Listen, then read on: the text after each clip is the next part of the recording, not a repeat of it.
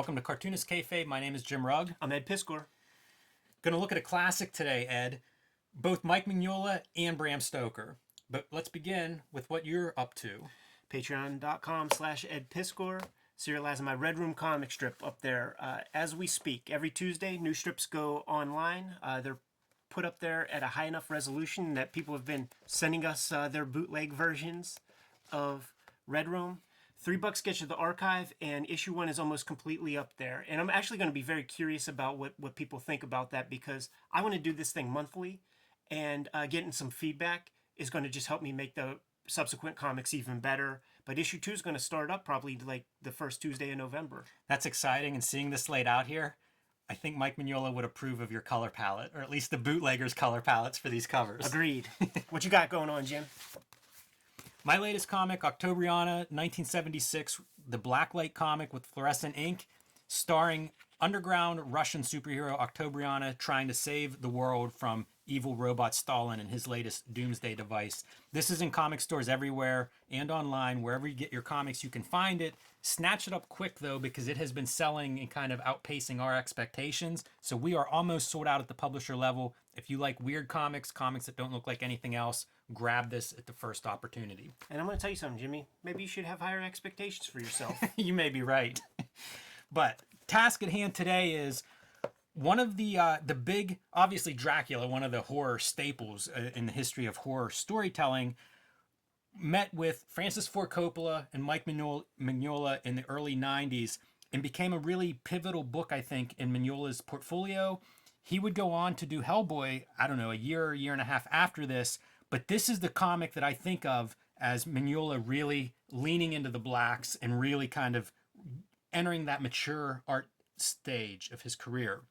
And so this is a straight adaptation of the Francis Ford Coppola movie, and there was some really cool stuff at the time of him like sitting in screenings with the filmmaker and kind of talking about it. So I used to love reading that kind of stuff in magazines, you know, Wizard, Comic Scene, whatever, and hearing him kind of talk shop storytelling wise, I think it had a real impact on him. So we have a few different editions, and we'll just bounce around here and kind of flip through what we have. These are the original Topps comics, published as a 4-issue miniseries. This is the collection that I think IDW put out, has some cool extras in it. This is a color edition on coated paper. And then this is a neat edition, black and white, oversized. Yes. Black and white obviously flatters Mignola's art. So we'll start with this one and see what we see. Great end pages. Absolutely, man. When Francis Ford Coppola set about making the Dracula movie, his thesis was that the original Bram Stoker story was created at the same time that cinema was invented. So he wanted to, yeah, that's sick, right? So he wanted to shoot the movie using basically the same kind of tools and setup that was available at the dawn of cinema. So the entire movie's like created on a soundstage in a very small, like, you know, at the studio.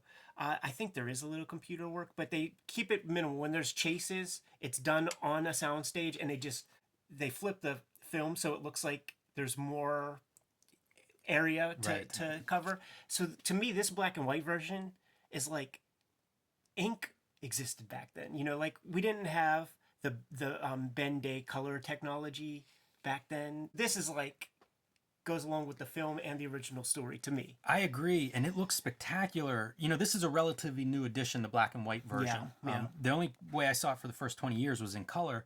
It looks so much like Mike Mignola and Hellboy and the horror comics that I associate with his style. It's kind of wild that this comes out of a film adaptation. Yeah. Because this is, you know, right in line with the stuff that he's known for. And props to the inker, who I guess is John Nyberg. Yeah, I should say, yeah, John Nyberg inker. Who is pretty faithful. Didn't like try to soften up the aesthetic that Mignola was putting down.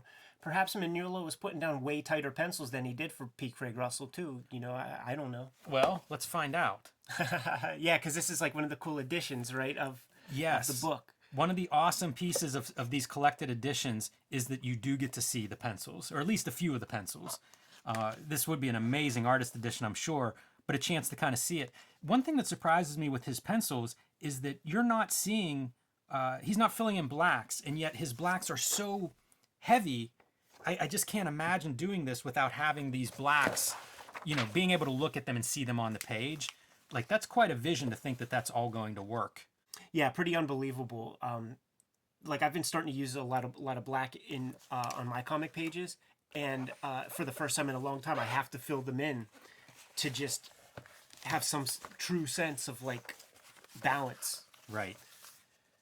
So that is one of the great pieces with these collections, is that you do get to see some of the behind the scenes.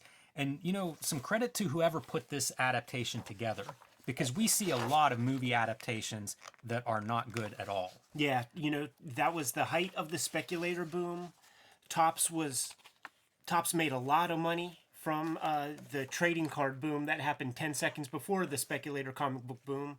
And they saw that all those speculators were running to comics, so they very quickly created a comic book company and actually invested some real money into getting top talent to do some work. And this is a match made in heaven. Yeah. I can't imagine how you would adapt this movie any better than what they actually did.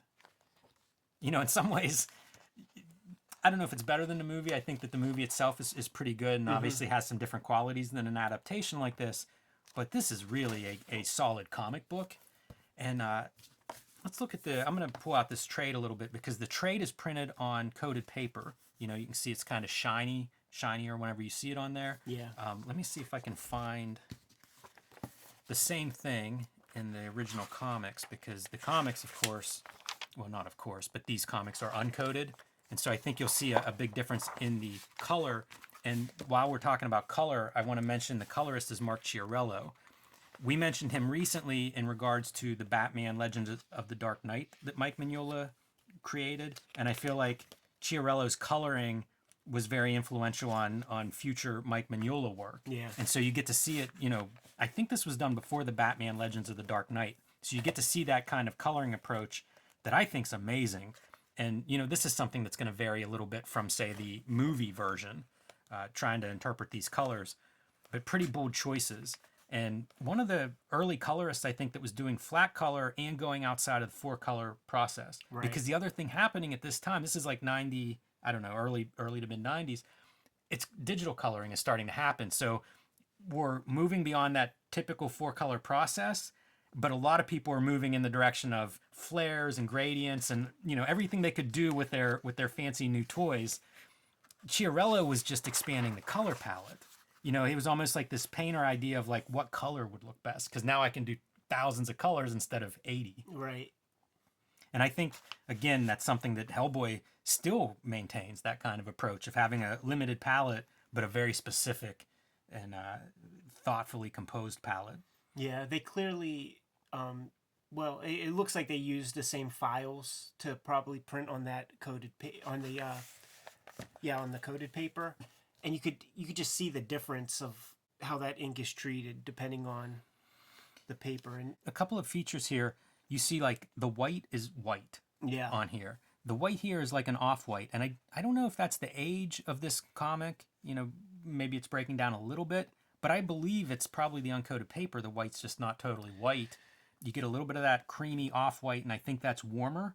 But also, your blacks aren't black. Like this black is super black. This black is this like reddish brownish color. Yeah. It's just a lot more subtle, and so that range, I think they all play together a little bit nicer. Jimmy, you're gonna force me to fucking scan in one of these pages and take a look. but I think that Chiarella might have like a 10% yellow to act as like a unifying agent for all these colors, Which would be genius. Because you could see that. That's a breakthrough colorist use now. Mm-hmm. Whoever thought of it first, brilliant. You know who put it down on paper for me to learn from, man? Jordan Crane in the repro guide. Oh man, interesting. I thought you were going to say Rich Tommaso recoloring some of the Carl Barks Duck comics. I can remember holding those up to like a window to get the most light on them and really looking and being like, is that 5% yellow? Yeah. But it makes such a difference that, whether he did it or it's the paper, it's a much more attractive kind of piece as a whole. It's in analog terms, it's in effect what an oil painter does when they do their underpainting. Yeah, and painting, because a lot of the paints are going to be translucent, so that underpainting is going to shine through. On here, you almost have to think about it. You know, like digitally, you would end up putting that as a top layer, maybe that's yellow or Exactly. orange, but only like 5% transparent. Right. That would cover everything a little bit. Exactly. Hard to do because often that can be very dark. That's what you struggle with, you know, whenever you're doing this kind of stuff, because on screen it's going to look much different than it does on paper. One more the layers of like try to get that color right. And, I mean, people spend thousands of dollars to have tools to calibrate their computer monitors to try to make them as perfect as they as equal to how things will look in print. And you know, it's an industry. I'm amazed though when you go back and look at this.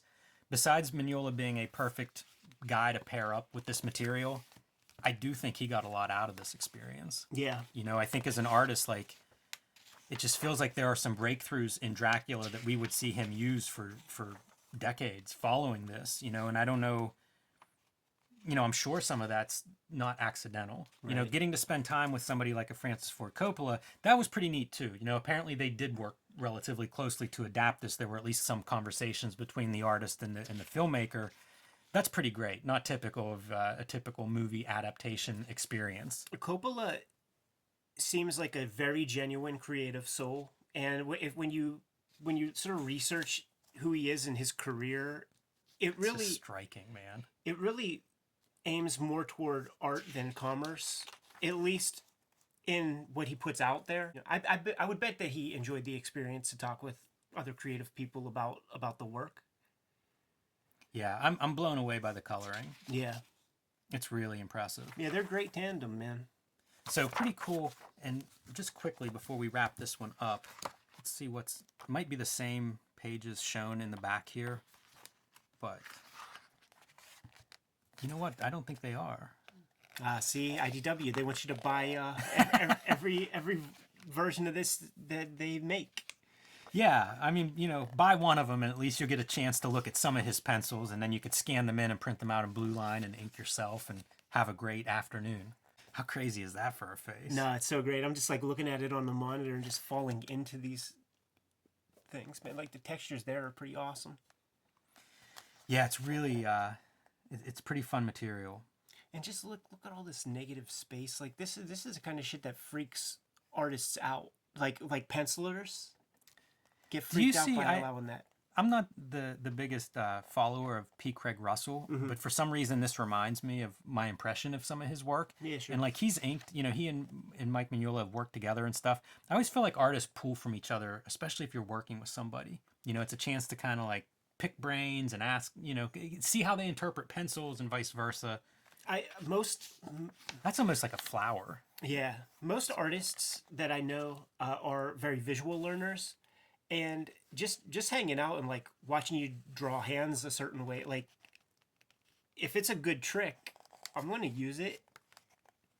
These are nice too. The cover reproductions are 4-color, so you can see like the blue line or the blue pencil underneath them. So it's kind of nice to see that. It looks like they may have adjusted the levels where the blacks are flat black, but you get a little bit of kind of insight in seeing the drawing underneath. Yeah, super crisp on that glossy paper. So it's Dracula, you know, the Prince of Darkness, pretty good for this time of year. And then combining with Mike Mignola, really a match that worked out exceptionally well. When you think of movie adaptations, it'd be hard to imagine one going better than this one did. I agree with that, man. We'll leave it at that. And perfect video for our horror-themed October 2020. Kayfabers, like, follow, subscribe to the YouTube channel. Hit the bell. We'll notify you when new vids are available. Octobrion is in stores now. Going quick, so get it while it's hot. Patreon.com/EdPiskor. I'm serializing my Red Room comic strips. New strips go live every Tuesday, and $3 get you the archive. You can subscribe to the Cartoonist Kayfabe e-newsletter at the links below this video to keep up with everything we're doing. You can find Cartoonist Kayfabe t-shirts and merchandise at the links below this video. One more, Jimmy. Give them those marching orders, dude. Read more comics.